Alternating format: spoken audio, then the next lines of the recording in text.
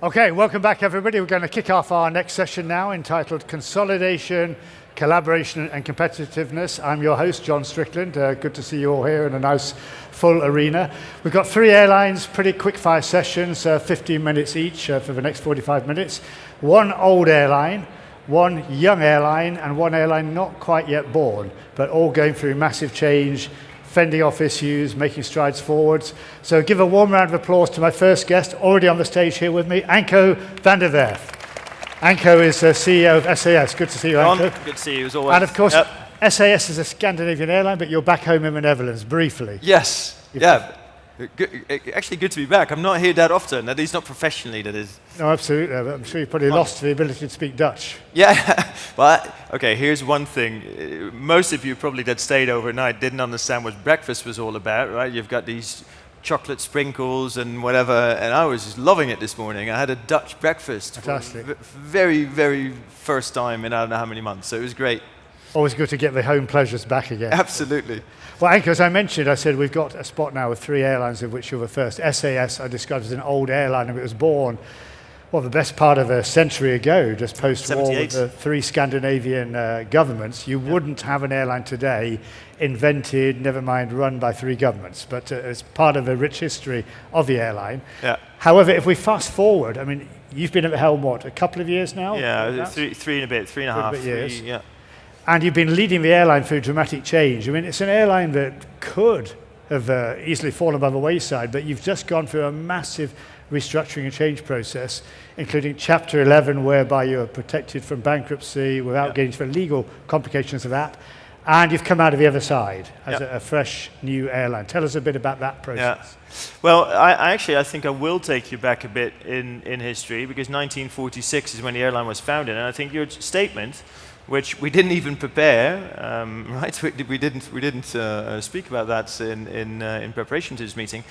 If you indeed were to start an airline today, you really wouldn't do it the way they did it. And at the same time, it was so groundbreaking. I mean, hats off to the ones who did, because 3 states coming together after World War II and saying, look, we shouldn't compete with each other, and so let's create this open skies. And they created literally open skies between the 3 of them in 1946. And they determined that 1 airline would serve those 3 markets. Great, worked for 40, 50 years, deregulation comes along and it's a nightmare. And why is it a nightmare? Because I think as a management team, you're never going to find the sweet spot between the 3 countries, right? I mean, it's not like the 3 were fighting consistently for more attention, but at the same time, of course, where do the Swedes want the hub to be built? Stockholm. Where do the Danes want the hub to be built? Denmark. Where do the Norwegians want most of their flying? In Norway. And so as a result, I think SAS has in a way spread itself thin over those years. Beautiful airline, fantastic people, fantastically strong. But indeed, the conception, 1946, was avant la lettre. They really built something unique in the world. And yet, if you were to build an airline today, you wouldn't do it.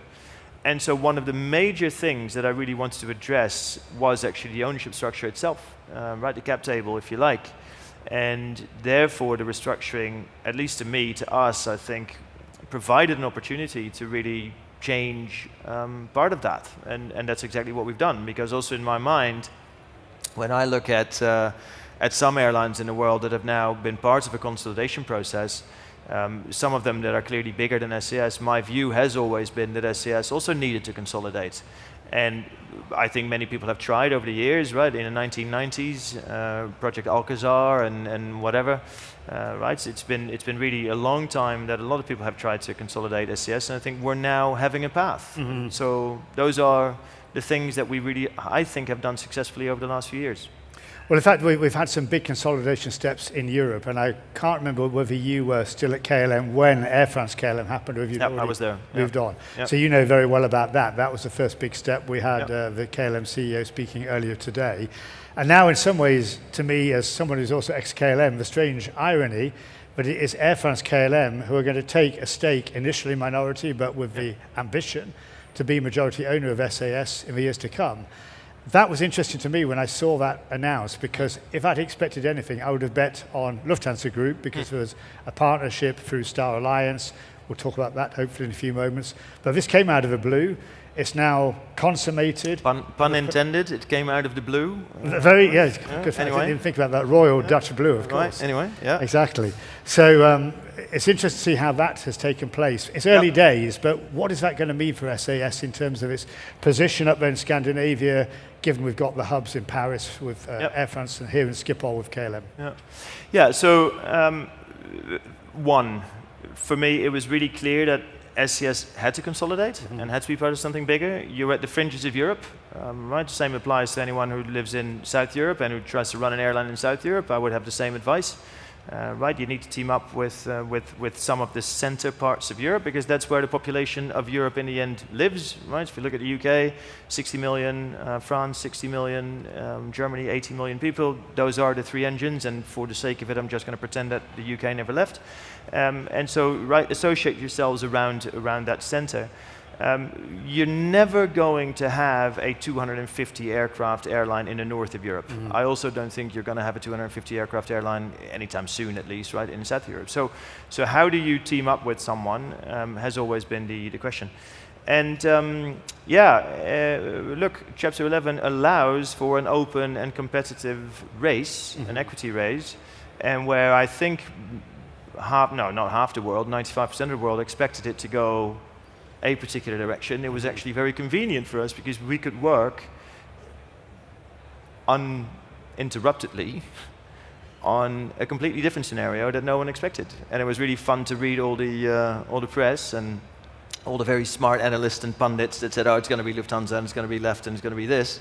And we came out with a different solution. So it's been great so far, really so good. We've done something, and really the team has done that. I really have no skin in the game, if you like. It's an easy decision to take, but then someone needs to make it work. And there has been hundreds of people in the organization that have worked tirelessly to make sure that SAS moved from the Star Alliance to SkyTeam in record pace. Right? Typically, Mike Switek is in the room somewhere. Mike and I did, we did Qatar Airways entry into One World. It takes 18 to 24 months, and that's the typical process. And we did now SkyTeam, and Patrick Roux is here, and we're going to be on stage as well later. But I think we did it in 7 months, right? So I mean, call it 7 months. And it's been flawless, right? There's, of course, very tiny issues left, right, center, but they're really just maybe a handful of very small things. So a smoothless entry in 7 months into SkyTeam. Codeshare is now up and running with Air France KLM, and we're working on an expansion of that codeshare. Delta, Virgin Atlantic, and the rest soon to follow. So really great. I know the numbers that I won't share of how many people are already in the lounges of Amsterdam, right? So the SAS passengers that are already now in the lounges of Amsterdam. And it shows that it's working really well. So yeah, very happy with that. From a customer point of view, I know there's been sensitivity in Scandinavia because it's been Star Alliance for so long. People were wondering, worrying, what does it mean for my points? That was the number one question at the press conference. What's going to happen? Is that going well? Have you got those customers convinced? Compliment to all the SAS leaders over the years. Because really what has happened for 25 years, we have said that Star Alliance is the best thing since sliced bread, and now we're saying something else. Something different. Right? And so, hey, we've changed our tune, and you can't, of course, expect that then 25 years of marketing and 25 years of points building and 25 years of relationships with other airlines is going to really just vanish overnight. It won't. But of course, we are the airline of Scandinavia, and we bring the 8 million Eurobonus members to the table, and they're still loyal to us. And as soon as you then start building the pipeline with other airlines, then you show that people have an alternative, right? So now they're using us, right, first and foremost, and then if you don't, well, then it's KLM or it's Air France, it's Delta or Virgin, whatever, and that works. So yes, we definitely have seen a very significant uptick in people using the other airlines of SkyTeam now. And it's going well. I mean, really, it's not a marketing statement. It's just going very well. I mean, the marketing side, the customer side is one thing, whether it's code shares, check-in lounges, but the ultimate prize, I suppose you would say, for the business. But ultimately customers is how you function as an airline in terms of network. And that's what seems the most interesting to me, because SAS was inevitably, as you described, a smaller player. It's now part of a bigger venture, and I guess the prize to come will be to join what is known as the joint venture.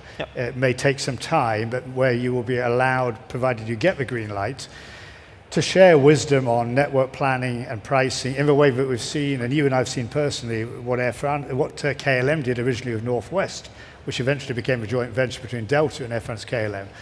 Tell us what you can tell us so far about that aspect. Yeah, well, I can say two things. First of all, Air France KLM is currently owning a 19.9% stake, and therefore they're still competitors. And so we really cannot, and we are not talking to them. The European Commission, of course, is on our backs and watching over our shoulders. And I don't want to get foot-faulted on anything, right? So really, not for the company's sake and not for personal liability's sake either. So you're very, very cautious. We are competitors and we don't talk about these things.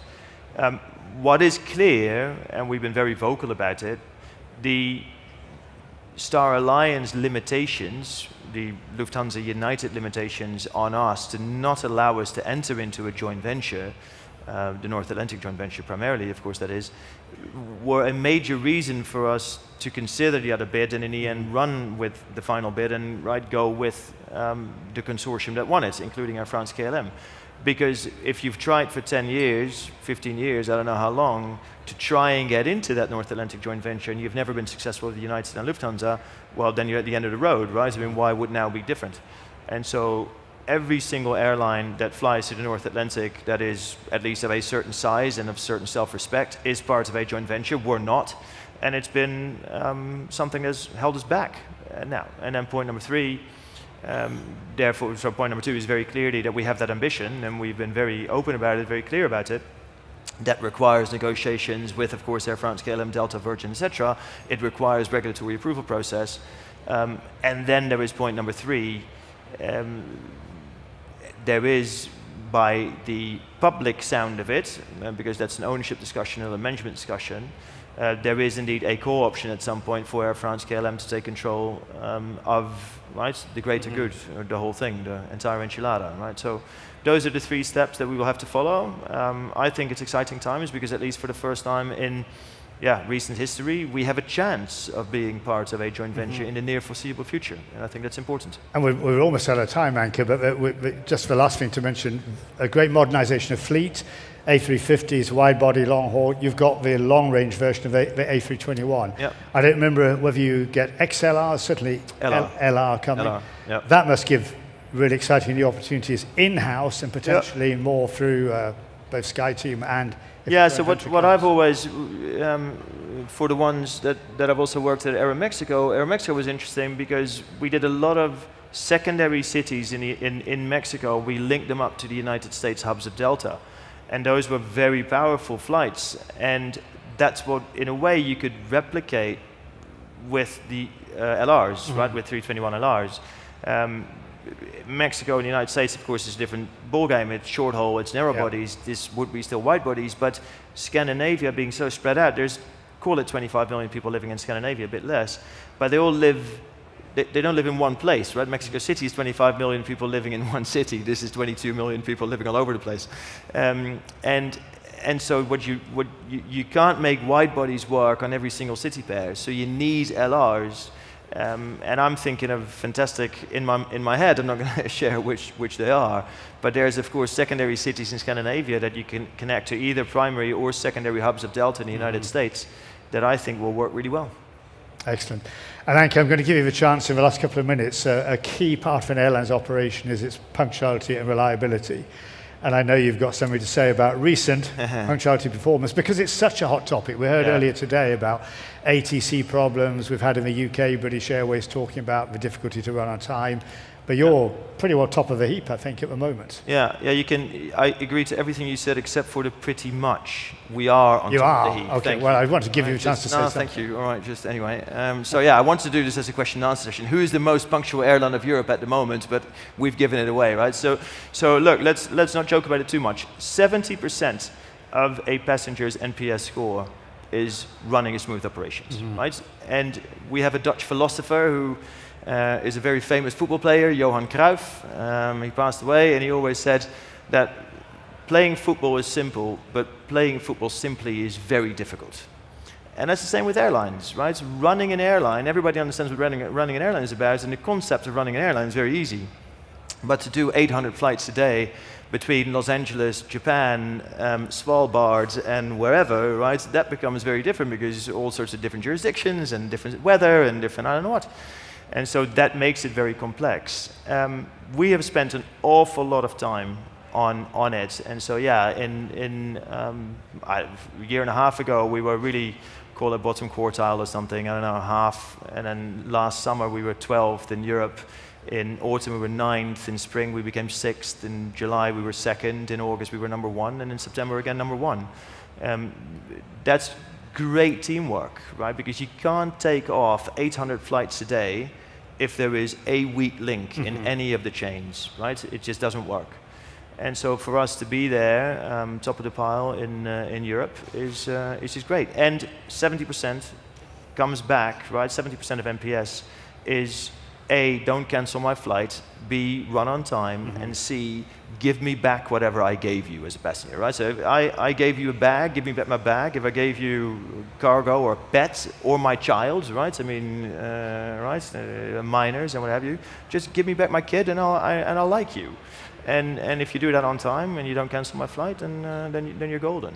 So running it very straightforwardly on those metrics. It took us clearly quite a while to get there, but yeah, number 1 now. And now let's see what the winter season brings. Winter season for us is of course very different from Spain, Italy, wherever, right? As we all know in Scandinavia, right, shortest day is 6 hours of sunlight. And heaps of snow for, call it 3-4 months. So let's see. But yeah, number 1 in Europe for the last few months. Great feeling, really. Well, congratulations, Anko. It's my job to keep these sessions on time now. Yeah, with that, I'll congratulate you on getting out of Chapter 11, the new direction of partnership and alliance, and that teamwork, which you've got to keep on going for, on time, non-cancel flights. So Anko van der Werff, CEO of SAS for now. Thank you very much. Thank you. Thank you. Thanks, Anko. Thanks. Good.